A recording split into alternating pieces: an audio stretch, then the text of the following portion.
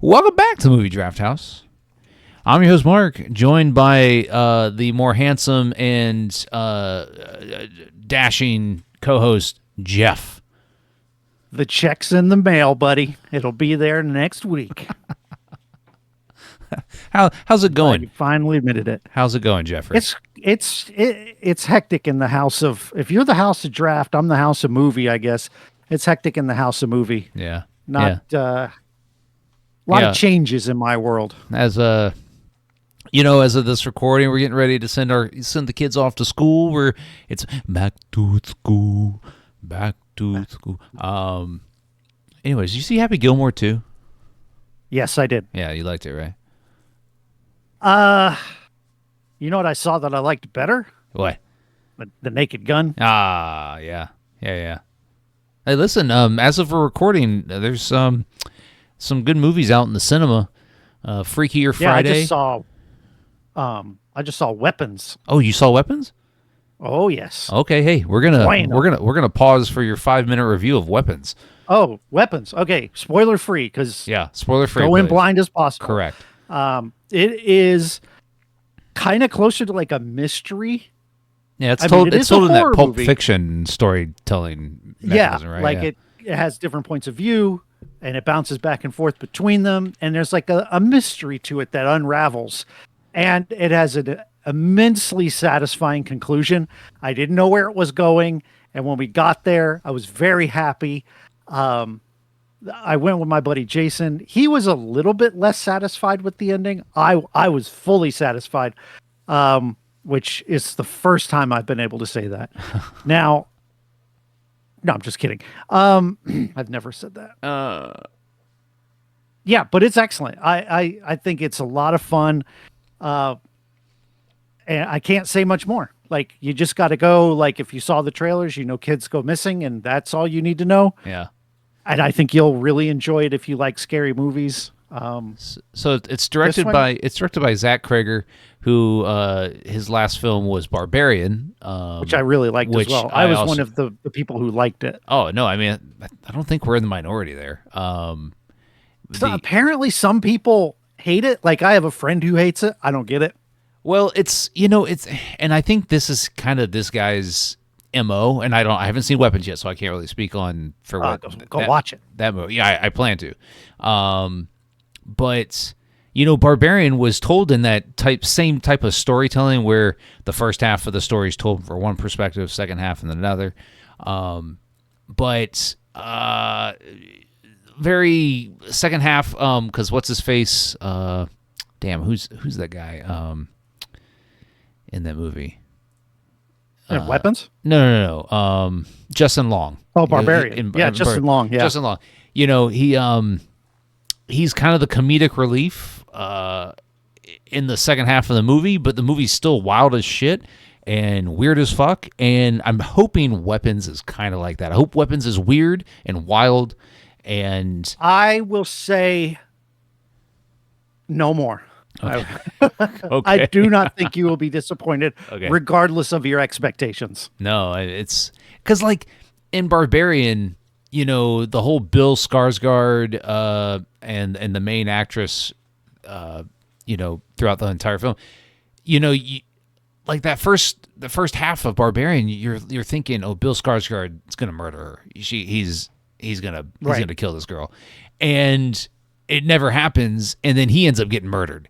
And then when he gets murdered, you're like, spoilers for Barbarian. Spoilers for Barbarian, but who cares? But I really enjoyed them, and I just watched it about a month and a half ago, I think. And it holds up. It's very rewatchable, and I'm hoping Weapons is kind of in the same vein. But this guy Zach Cregger, he's being touted as the next Nope director. What's his face? Jordan Peele. Jordan Peele. He is being, kind of like, people are saying he's on that track. He's on the Jordan Peele track, and if Weapons is as good or better than Barbarian, I can see why.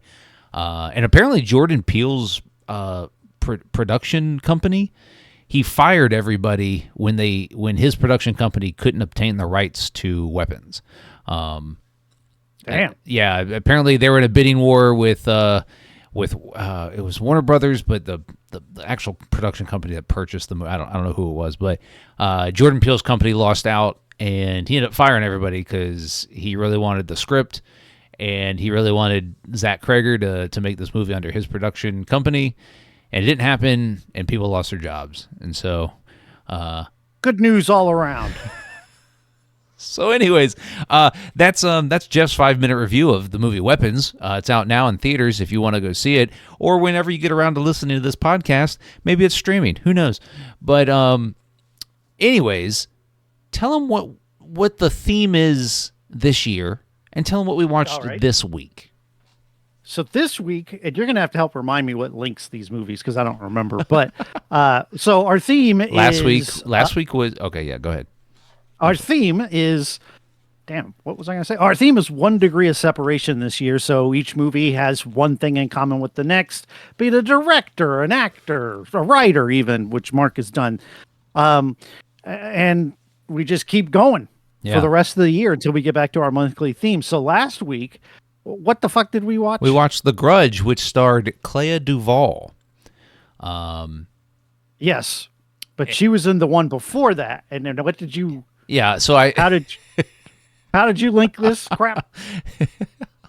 Hold on, let me get back to that. I moved my IMDb.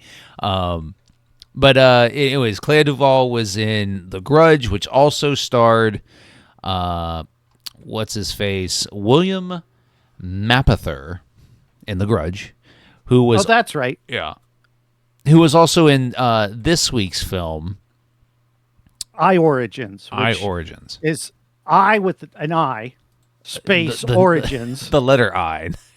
Yeah, not EYE Origins, which would have made too much sense based on the film. Yeah. It is written and directed by Mike Cahill. It stars Michael Pitt, Stephen Yeun, Astrid Burgess Frisbee, Brit Marling, and I think that's all your big ones. Yeah, no, that's pretty much. So you really gave me a lot to work with actor-wise, which I asked for it. I did. You said that, and I've learned my lesson.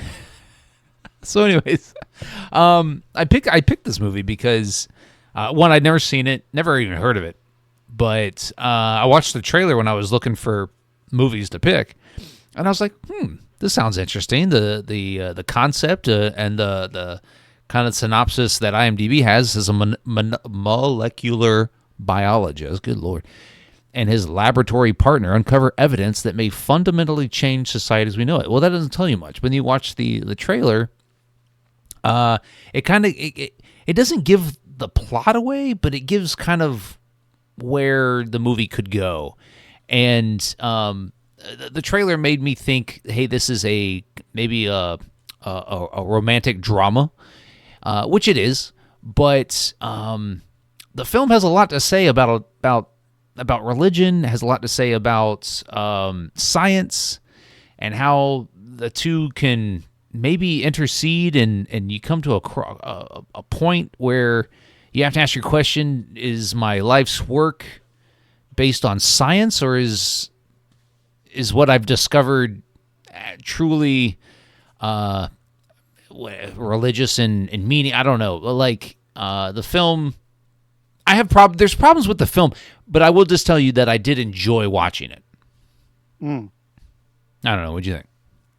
I also enjoyed watching it. I thought the story was really compelling. Yeah. I also thought that it did a great job of subverting expectations.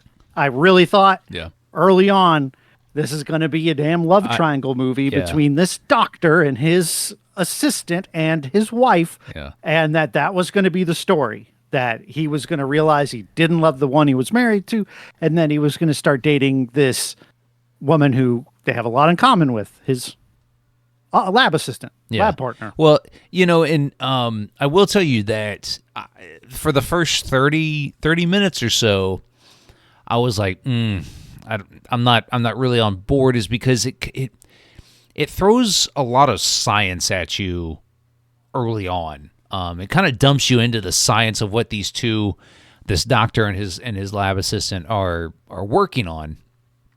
And I'm gonna butcher really trying to explain it, but essentially they're trying to use the scientific process to identify an animal that has no eyes and have it evolve to where it does have eyes. Yeah, it has to have a particular gene. Yeah. And from what I understand is that they have to kind of manually go through and look at all these different species that they know of and kind of manually go through, because no one's ever cataloged what species have this particular gene and which ones don't. Right. And so like the first 30 minutes, I'm like, and so when our main actor, Michael Pitt, his character meets his, this girl he falls in love with, he meets her, he has sex with her at a party. And then he runs into her again, later on the subway. And all he could identify, like, were the eyes, I guess. And so the romantic aspect of the first 30 minutes, I was like, this movie's kind of boring so far.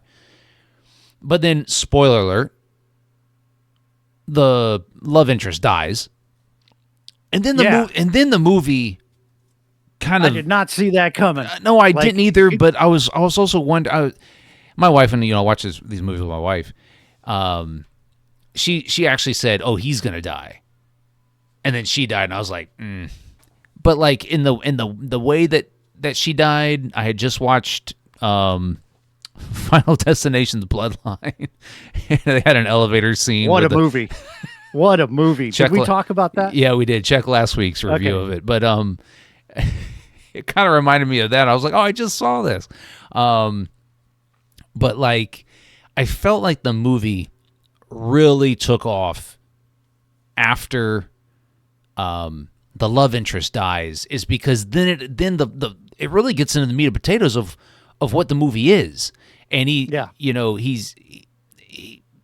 and his lab partner, it skips ahead 7 years, and they're married, and she's pregnant, and again, the science of it is weird, and I can't explain it, but basically, so I'll take it from here. Yeah, go ahead. They have a child together, right?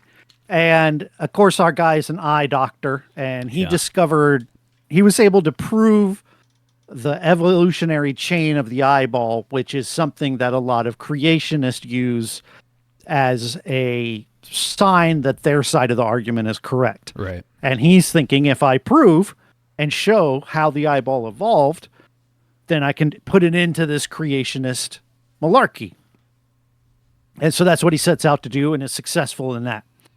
And at that point, I guess you make enough money with that huge of a scientific discovery that he's essentially retired.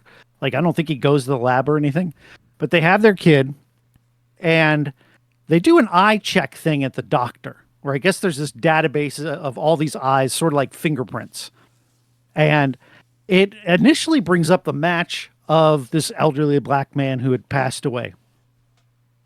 And you just kind of, it's a blip. You don't really think much about it. But then that really kind of gets into things, because they tend to find that there are people with exact matches in the eyeball. And that shouldn't be possible. So one of the matches they find, they match to his now late wife, even though they never actually got married, but his late fiance. And this person is in India, so they go there to find out. And one of the themes of the movie is faith versus science. And I kind of wasn't sure where they were going, because he sciences a lot of things. He has this big thing about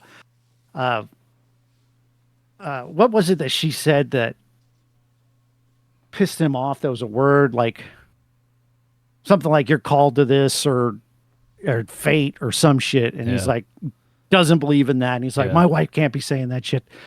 And then he gets there, and there's an Indian woman who talks with him, and she very much is a person of faith, and they kind of have a debate. It's like, he asks, if I could show you irrefutable evidence that contradicted your faith, would you change?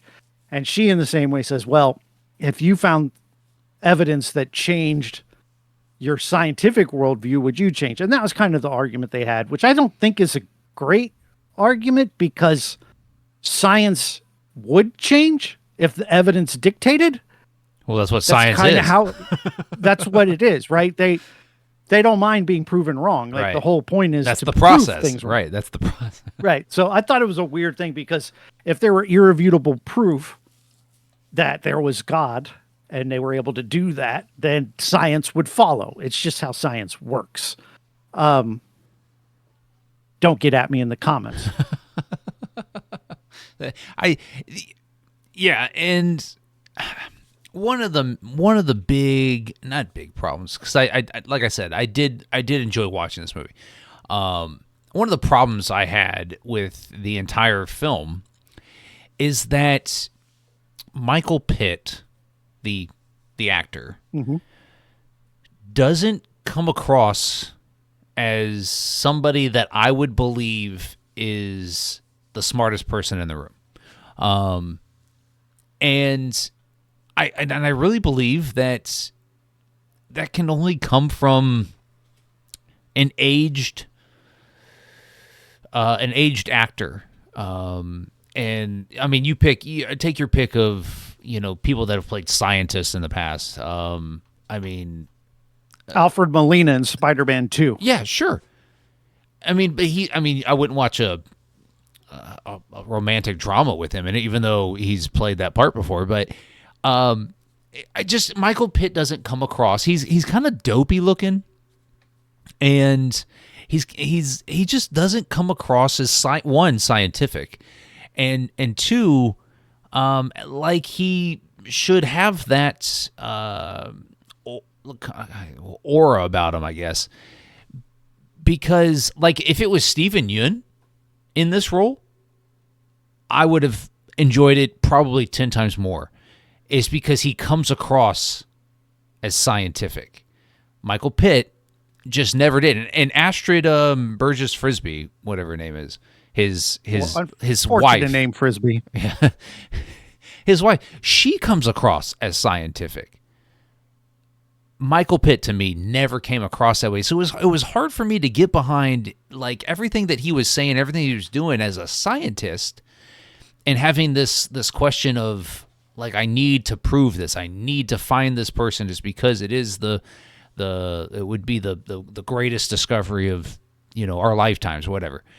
For whatever reason, and I don't really have a good reason for why, like, because it's not his problem. I mean, he's the way he looks. But I really feel that like they could have cast maybe a more middle-aged actor to play this role, and maybe I tend to think that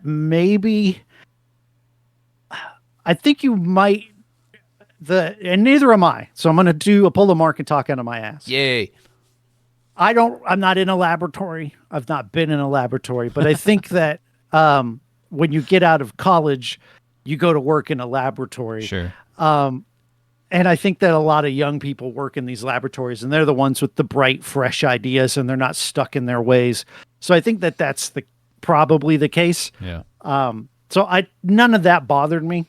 I thought he did a pretty good job, actually, overall acting throughout the whole film. I think it's really well acted from our three main leads. Yeah, I don't have a problem with his acting. I guess some of the dialogue to me was more. It would have come across more believable if I was watching somebody that I thought had experience as a scientist, rather than somebody that looks like he just got into college. I don't know. That's a weird personal gripe I have with this movie, but yeah. I just like the trailer's playing right now as we're talking, and I'm watching it. And I'm like, yeah, he looks like a 21-year-old dude. And that's, I guess, the problem with me is that you put James Bond guy. I'm having problems with names today. Daniel Craig.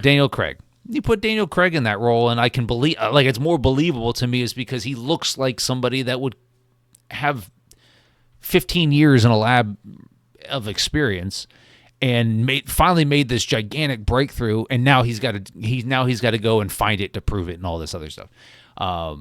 Yeah, but if you had someone that age, you'd have the expectation they were married and had a family, and you can't cast these same young, attractive actresses to do. So I don't think that's the movie they were shooting for. Old guys in a lab. No, but like, Daniel Craig's played that role before. He's played the romantic lead before, but I'm not saying like, and I don't want to get it twisted. I enjoyed this movie. I felt like Michael Pitt's excursion to India, which was a very short version of the movie or portion of the movie, I thought could have been expounded. They could have essentially made it the entire movie if they wanted to. But do you really want that much of just looking for someone? Well, no, I didn't mind the change of pace. I actually kind of, once they discovered that there was someone out there with the same eyeballs, I was like, okay, I'm intrigued. I want to know where this goes. What does this mean for science? And we never get that, right? We find out whose eyeballs it is, and that's it. But we never find out what it really means for science, which is like when you're doing science fiction, that's kind of what, at least what I look for in a piece of science fiction is, what does this mean for science? What does this mean for society? Like they didn't, when he came up with his discovery about the eyeball, they didn't dive into what that really means for science or anything like that, which is fine. It wasn't the point, but he did kind of mention this, what he was hoping to do society-wise is stop the argument about the eyeball being proof of intelligent creation. But okay, fine. But now that you have this idea that you can match these eyeballs, essentially you've sort of proven reincarnation. Yeah. It's kind of what we're going with here, because the eyeballs have shared, the people who shared eyeballs have shared memories. They don't perfectly cross over, but they're there. And it showed in their son had memories with this late guy. And then when they finally find the little girl who has the eyeballs of his ex-wife, she shares a lot of memories, has a fondness for strawberries, much like the original girl. But then there were other things that didn't match. Right. Which I was fine with, because despite, if you have two people born with exactly the same genetics, they are still, but they're on different sides of the world in different eras. They're going to be very different people and develop very different tastes. Not everything's going to be the same. I very much enjoyed that aspect when he's doing the experiment with her on Zoom with his wife. I very much enjoyed that, is because that was it felt, he calls her and he goes, because they had a fight, him and his wife had a fight previous, and she's like, you need to come home, it's been however many long weeks or whatever, and she goes, it's costing us $20,000 a day or whatever it was, and he's like, no, you told me I need to do this, I'm doing it. And so then he calls her and he goes, I need my lab partner. And I thought that was the most authentic the film could be. And the experiment that he's doing, and like the movie doesn't really get into what these things are, what the experiment is. He doesn't. He just goes right into the experiment, and it's the way he does it, and it's the back and forth over Zoom that, the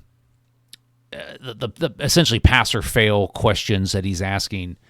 I just felt like that was a very authentic part of the movie, and that was the main scientific thing that he could have done for me, is do it just how he did it, and the film doesn't stop to tell me why he's doing it. Or, I mean, it doesn't tell you why he's doing it, but it doesn't explain why the experiment is the way it is.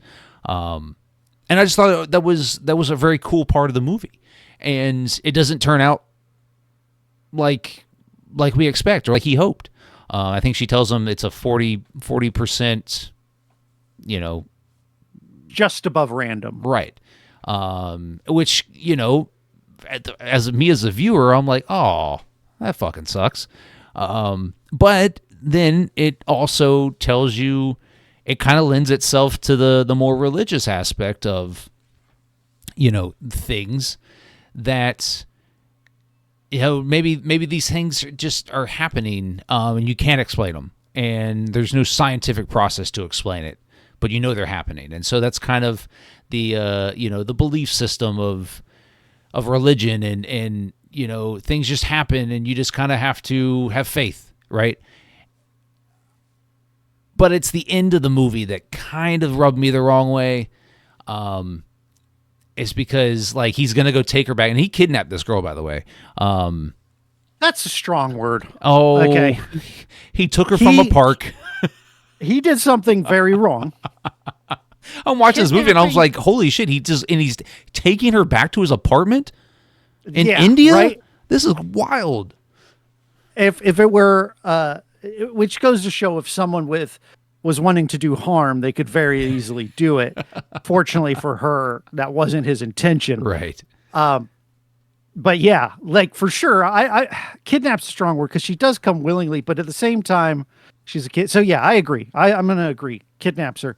But she doesn't have parents either. Like they get into that. So part of me's thinking, okay, he's going to adopt this kid, Yeah. Well, we never get closure on that, which I kind of found a little annoying, but I got the feeling based on the last frame of the movie that that's the woman that lives there in India was going to adopt her. Yeah. Or it guide her in some way. It was when they're going out of the apartment and they're waiting for the elevator. And then the elevator, I mean, she's standing there. I don't know if this girl knows what an elevator is, but you would think maybe.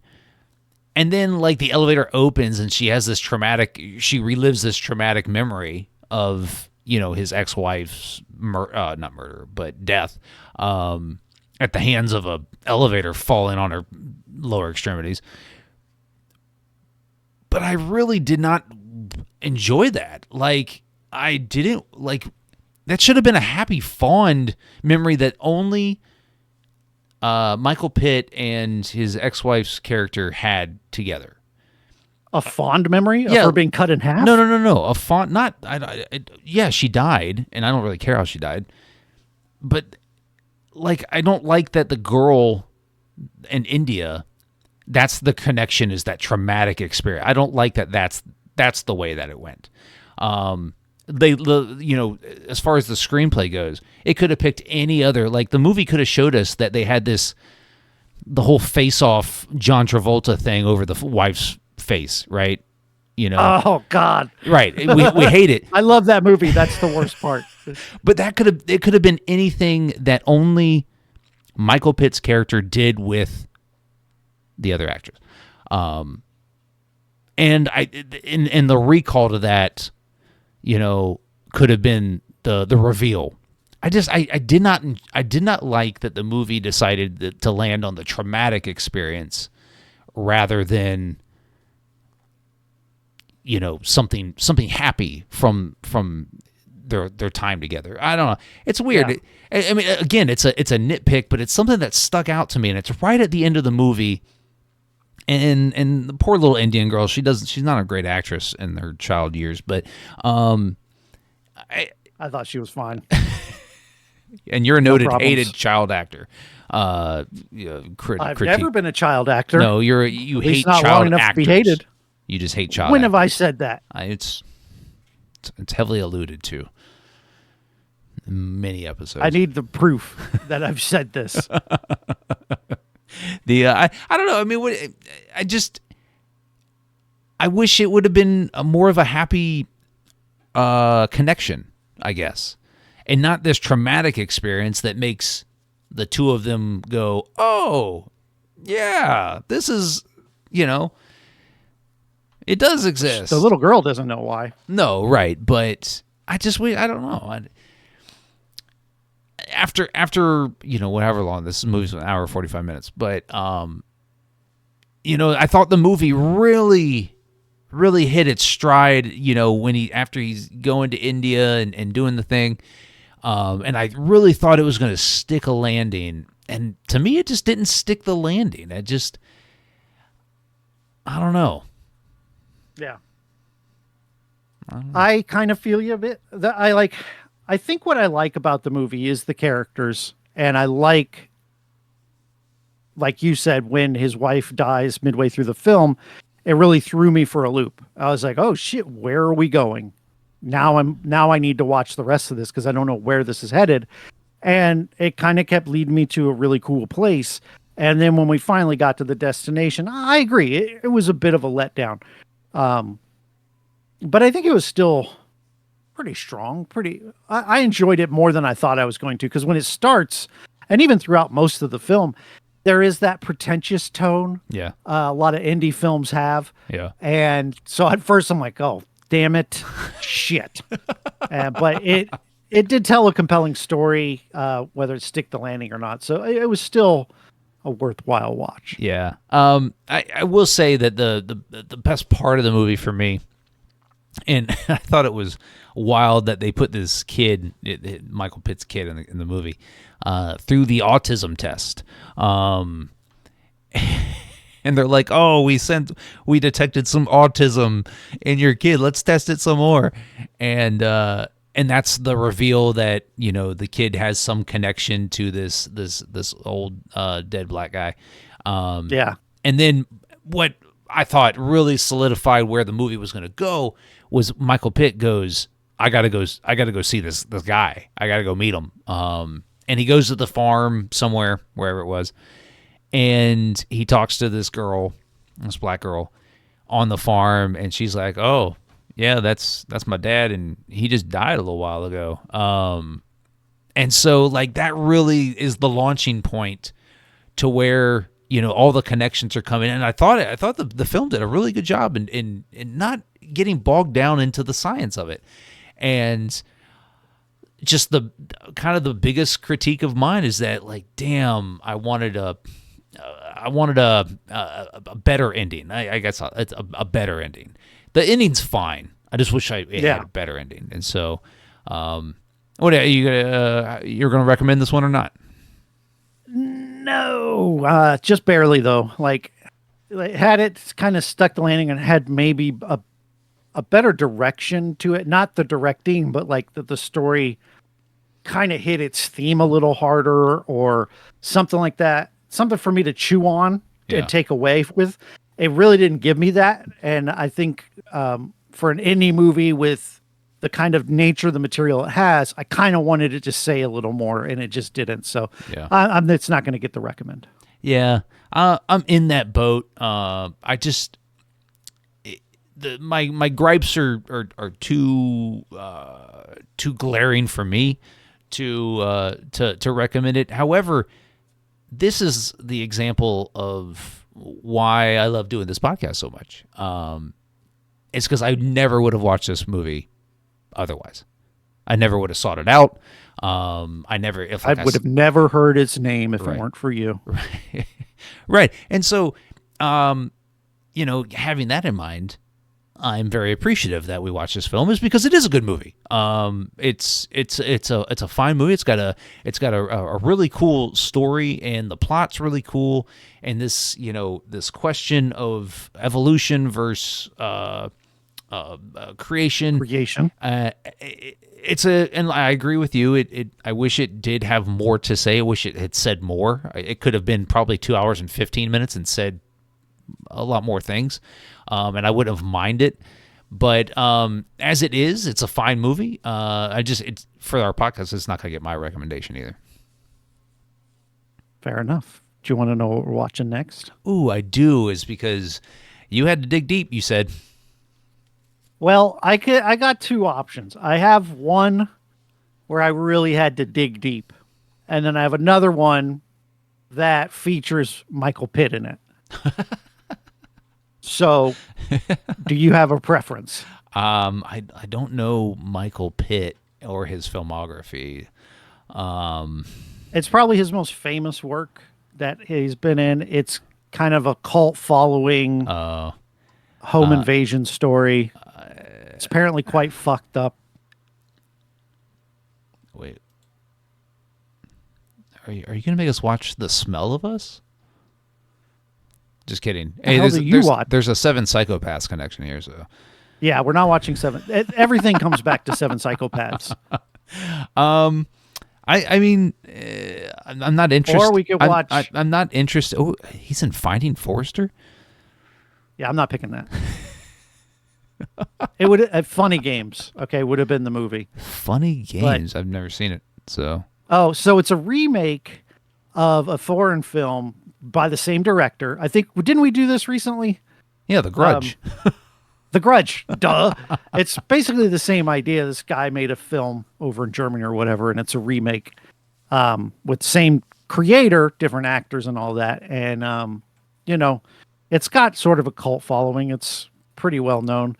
But I dug even deeper because I really don't want to watch that because it is supposed to be quite disturbing. And it's been a rough time already. I don't really need to heap that on top of everything else. So I really dug. Like, I fucking dug. Yeah. Because there's no actor I could find that had a movie I want. The director didn't have any movies I wanted to watch. So I kept scrolling and I kept scrolling. And I found out that the stunt coordinator has stunt coordinated on several films. I don't know what stunts were in this movie that we watched. I Origins. I didn't see one stunt that was, I guess maybe the elevator scene. He would have helped coordinate that.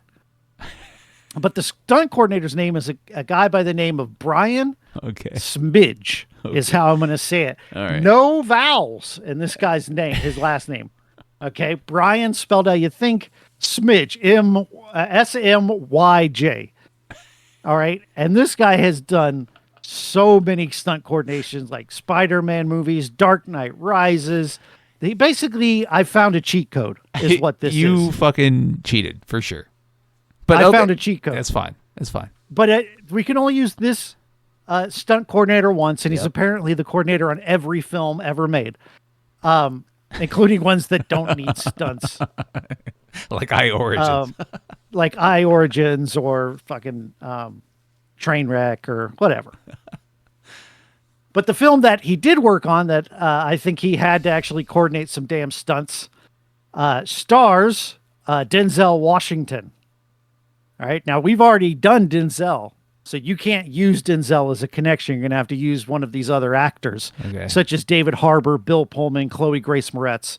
And I'm sure you've seen 2014's The Equalizer. Oh, yes. It's been a while, but I have seen it. Fucking love it. It is a I would say it's a classic. It's a classic these days. It's a modern classic. Great revenge action film. Love them. And it's gotten, I think 3 sequels? I've not seen any of the sequels. A friend of mine said the second one sucked, but he said the third one was awesome. I probably should watch them. But it is streaming on Netflix as of today. Oh, good. Okay. You found a way. You're welcome. Son of a bitch, you did it. Try. I mean, either that or be watching Funny Games. Or there was another movie starring what's his name that was called Bully, but again, it looked dark and unappealing. You had Nope right in front of you. And you haven't seen it. That was too easy. That was too easy. Too easy? What do you ended up taking the easiest route. How? I had to find out who Brian Smidge was. But then Do you want to watch Nope? We can watch Nope. You want to watch Nope? You want to get nuts? Let's get nuts. I mean, this choice is yours. I don't want you to. I don't want to put my pressure of. What was the connection to Nope anyway? Stephen Yeun is a supporting actor in that. I think you'll enjoy Nope more. All right, we'll watch Nope. We'll watch Nope. I've not seen it. I love Equalizer, but I already know I love it. We'll watch Nope. I think you'll. And you're a Jordan Peele fan, so I am. I've enjoyed his previous 2 films, so there's no reason not to. I actually bought this movie the day it launched on digital and have yet to watch it, just because I do too many podcasts, and so my movie watching is taken up with all of those. So it's okay.